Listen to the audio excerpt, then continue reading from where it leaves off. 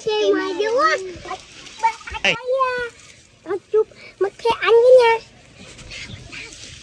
Ê, tao đây là ta hiện ta nào. Mùa nào đi ba. Tôi má nha.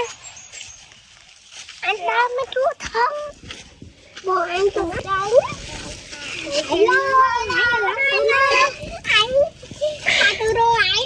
Ba anh đã.